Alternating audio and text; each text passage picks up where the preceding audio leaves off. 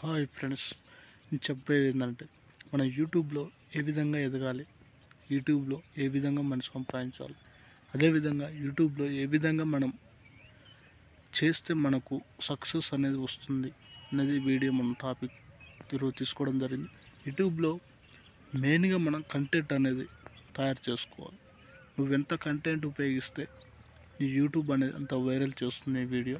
Content అంటే ఇప్పుడు జరుగుతున్న సిచ్యువేషన్ బట్టి, లేదా ఇప్పుడు జరుగుతున్న ట్రెండింగ్స్, సమాజంలో జరుగుతున్న దాని గురించి నువ్వు తీసుకొని ఆ విధంగా నువ్వు ఒక థంబ్నెయిల్ ఇచ్చి ఆ విధంగా ఒక వీడియోని ఒక 5 నిమిషాలు, ఒక 4 నిమిషాలు ఈ విధంగా పెట్టడం ద్వారా వీడియో అనేది మనకు మెయిన్ వీడియో ద్వారా వచ్చే వ్యూస్, మెయిన్ వీడియో ద్వారా వచ్చే సబ్స్క్రైబర్లు చాలా బెనిఫిట్ చేస్తాయి.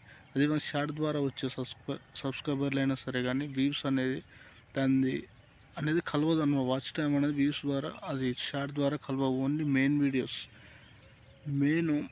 లెంత్ వీడియో మనం ఏదైతే పెట్టగలుగుతామో ఆ లెంత్ వీడియో ద్వారా వచ్చే వాచ్ టైం మాత్రం నీ కౌంట్లోకి తీసుకుంటుంది. షార్ట్ వీడియో ద్వారా పెట్టింది తీసుకోదు. అందుకని ప్రతి ఒక్కరు చెప్తున్నా ఏంటంటే మెయిన్ వీడియోస్ అనేది పెట్టడం ద్వారా మీకు వాచ్ టైం పెరుగుతుంది. అదేవిధంగా వ్యూస్ కూడా వస్తాయి ఎక్కువ. అదే సబ్స్క్రైబర్లు, నిజమైన సబ్స్క్రైబర్లు అంటే నువ్వు లెంత్ వీడియో ప్రతిరోజు పెట్టే వీడియోలో ప్రతిరోజు వెళ్తుంది, ప్రతిరోజు వాళ్ళు చూస్తారు. ఆ విధంగా ప్రతిరోజు నువ్వు లెంత్ వీడియో పెట్టడం ద్వారా అనేక మందికి వెళ్తుంది వీడియో. ఫ్రెండ్స్, ప్రతిరోజు ఈ లెంత్ వీడియోలు పెట్టండి. షార్ట్ వీడియో ద్వారా సబ్స్క్రైబర్ పెరుగుతారు, కానీ దానివల్ల లెంత్ వీడియో అనేది పెట్టినా కానీ ఎవరికి వెళ్ళదు, రీచ్ కాదు. షార్ట్ వీడియో ఎక్కువ మంది సబ్స్క్రైబర్లు అదేవిధంగా చెప్పే కంటెంట్ ఫాలో అయ్యి ఈ విధంగా సబ్స్క్రైబర్లు పెంచుకుంటూ పోతే మీకు యూట్యూబ్ అనేది తిరిగి ఉండదు. వాచ్ టైం పెరగాలంటే మామూలు విషయం కాదు.